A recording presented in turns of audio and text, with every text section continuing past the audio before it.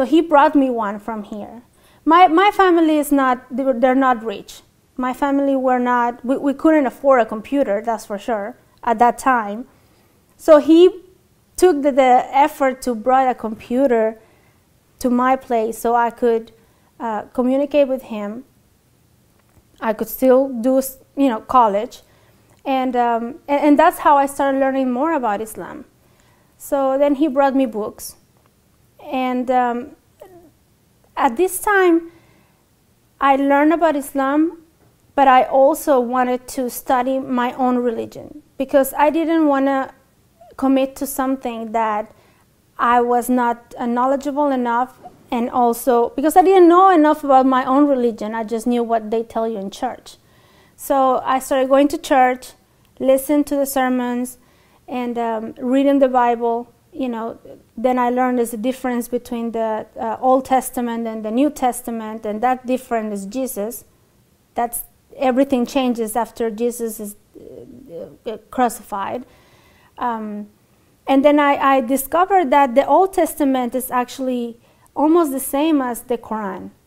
They have the same characters, the same history and stories. So I found that very peculiar, and that made it the transition for me to believe on what Islam, the basis of Islam, was easier because of that. So of course, when I started going to church more often, my mom was so pleased.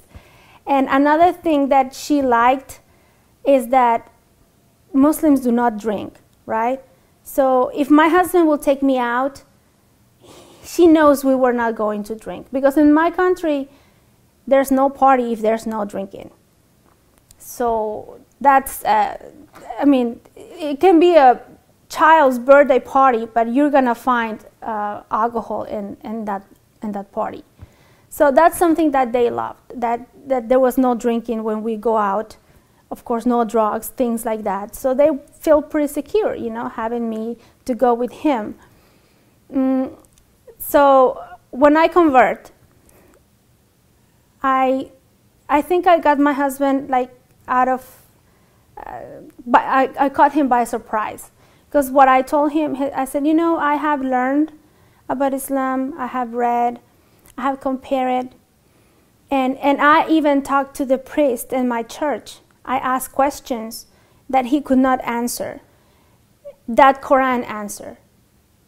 So I think I want to be a Muslim. And he said, are you sure? And he's like, yeah, I'm pretty sure that I want to be a Muslim. We were already 6 months into a relationship. We were boyfriend and girlfriend. And so I said, I do really like it. I do really enjoy the straight, the religion is so straightforward. There's no around, it tells you, you do this, you don't do this, and that's it. And the Catholicism is not like that. You just, they never answer you the questions. You just stay okay. So what is the reason for kneeling in the church? Oh, you just have to kneel. That's the way it is. You don't have to ask.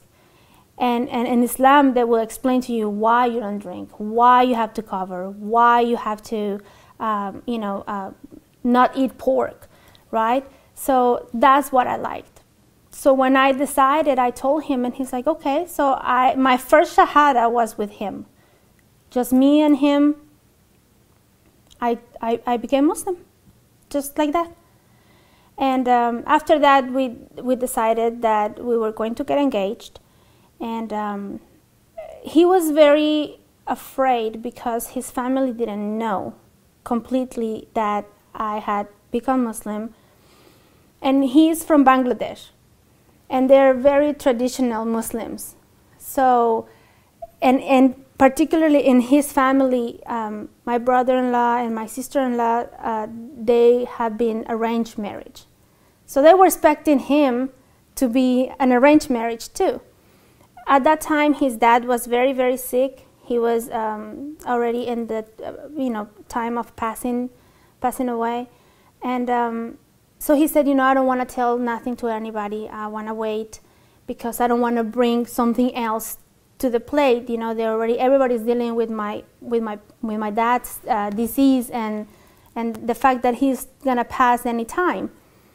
So I said, okay. He went to see his parents before his dad passed away, and I was so scared because I know how important a promise is in Islam. When you promise something, you have to do it, otherwise it stays there like you didn't do it. So I was so afraid that his dad will make him promise that he will marry somebody from there. I never had those rushes, nervous rushes, but during that trip, those 2 weeks that he was there, I break in rushes because I was so afraid. His dad was in deathbed, you know, and knowing him, I know he was not going to break a promise like that. So I was just praying and praying and praying that please, you know, please just don't ask him something like that. So alhamdulillah, he came back and everything was good. He didn't have to promise anything. So after that, we decided to arrange the wedding, and his mom didn't know. His family didn't know, because he knew that he will tell them, it will complicate more the situation. So we just decided to get married in Mexico. We found a mosque in Mexico City. That was 1999 when we found the mosque, and we got married in 2000. We got married in June 2000, and I got pregnant right away.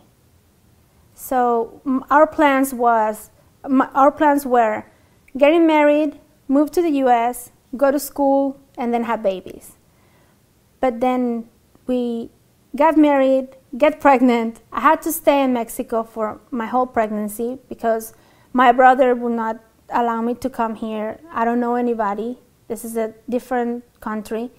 They were not pleased by the fact that I was stepping my foot down to come here with him and marry him. So they said, okay, at least you have to stay for the pregnancy, and then we'll see what you're gonna do. They were still planning on convincing me not to come here. So my marriage was an Islamic marriage, but for my family didn't count. For my family, I was not married because it was not a Catholic marriage. Yeah, and my mom being the only girl, me being the only girl, she expected the white dress and the entrance in the church and all the family and, you know, everything going on, the party. There's a protocol to follow for weddings, right? You go to church, you get married, then everybody goes to the party, and then the couple enters and everybody claps, and that's the way.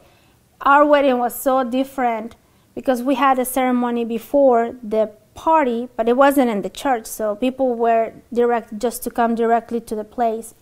So then, you know, they didn't know what to do.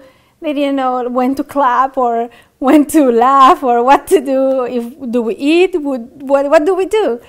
So it was very funny. First of all, when I decided to become Muslim, everybody thought he brainwashed her. He just told her that she's going to have a wonderful life over there, and that's why he's marrying her. She's marrying him.